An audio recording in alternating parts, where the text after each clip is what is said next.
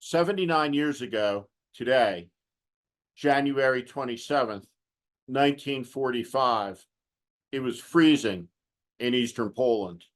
Forces from the Red Army discovered a camp and then more camps outside a Polish town that was once known as Auschwitz.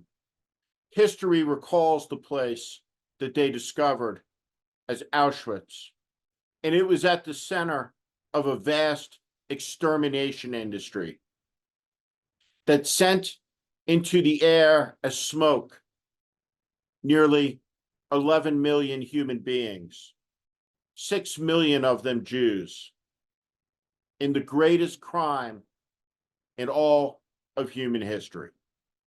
That crime was planned at a meeting in January of 1942, just 3 years earlier, in a Berlin suburb called Wannsee.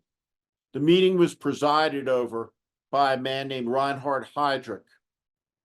He was Heinrich Himmler's number two, and he was assassinated by Czechoslovak paratroopers in Prague.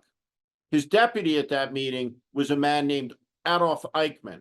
He was the head of the SS Office of Jewish Affairs.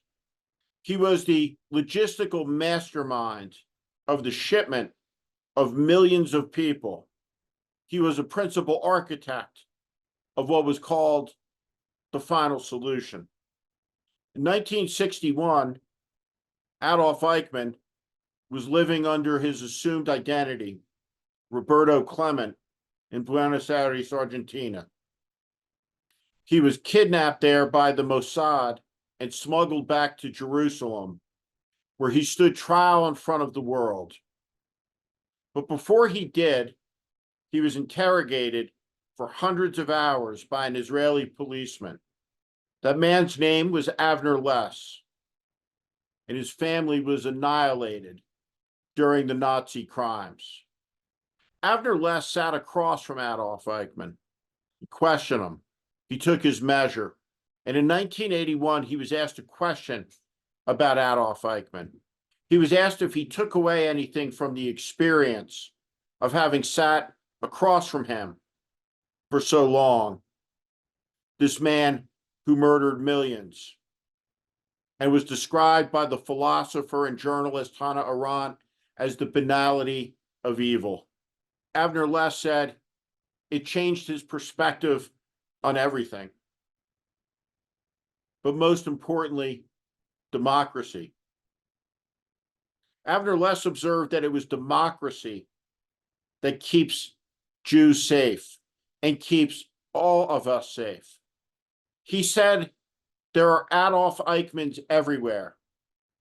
They are all around us, but they are latent in a democracy. Harmless, but in a dictatorship of the left or the right, they become deadly in an instant. This was the takeaway from the man who interrogated one of the greatest criminals in all of humanity's story. Democracy is under threat, and all of the markers, all of the warnings are flashing. When you look around, what do you see? Language of dehumanization. Political leaders like Marjorie Taylor Greene, nuts though she may be, referring to opponents as vermin and talking about eradication. We already know that Trump wanted the military to open fire on protesters. He asked the chairman of the Joint Chiefs of Staff if the military could aim for the legs of the peaceful Black protesters. We know that Stephen Miller, who is talked about as a possible attorney general in a future Trump term, inquired about the use of missiles to sink migrant boats fired by American forces.